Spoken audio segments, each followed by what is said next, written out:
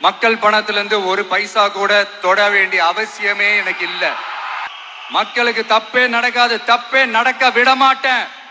என்னை எதிர்த்துட்டு இருக்கிறவங்களால தில்லா கட்ஸா கெத்தா இத சொல்ல முடியுமா? நீங்க ஒழுங்கா ஆட்சி நடத்திருந்தா பெண்கள் பாதுகாப்பு ஏன் இவ்வளவு மோசமா இருக்குது? இளைஞர்களுக்கு ஏன் வேலை வாய்ப்பு இல்லாம போச்சு?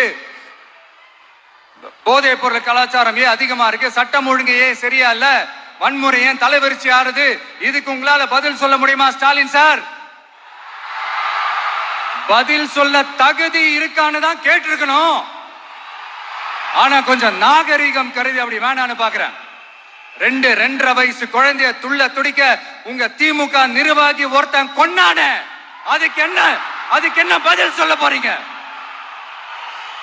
விளாத்திக்குளம் பக்கத்துல +2 படிக்கிற ஒரு பொண்ணு டாய்லெட் வசதி சரியா இல்லாம ஒரு அவசரத்துக்கு காட்டு பக்கம் போய் ஒதுங்கினாங்களே, என்னாச்சு? இந்த உலகத்தை விட்டே போயிட்டாங்க. அதுக்கு என்ன பதில் சொல்ல போறீங்க?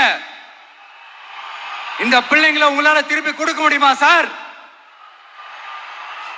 5 வருஷமா போலீஸ் டிபார்ட்மெண்ட் கையில வச்சுக்கிட்டு என்ன சார் பண்ணீங்க? பொம்மைகள் மாதிரி வச்சு விளையாடிட்டு இருந்தீங்களா?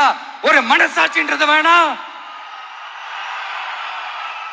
நாங்குநேரி பிரச்சனையை பத்தி பேசினா அது போதையில நடந்துச்சான், போதை பொருட்கள்னால அது நடந்துச்சான். பெரிய கண்டுபிடிப்பு எங்களுக்கு தெரியாது பாரு. அது எங்களுக்கும் தெரியும், உங்களுக்கும் தெரியும்.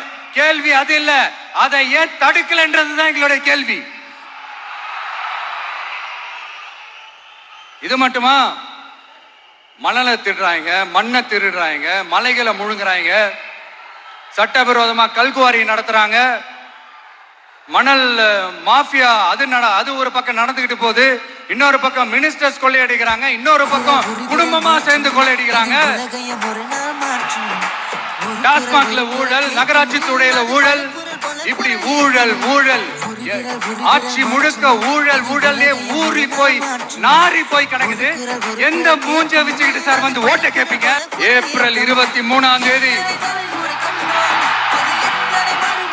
காலையில சும்மா பக்காவா ரெடி ஆயிட்டு வீட்டுல இருக்கிற சாமியெல்லாம் கும்பிட்டுட்டு உங்க ஓட்டர் ஐடி கார்டு கையில எடுத்துக்கிட்டு முதல்ல பூத்துல போய் நின்னு அந்த விசில் சின்னத்துக்கு நேரா இருக்கிற அந்த பட்டனை ஒரு அழுத்துங்க.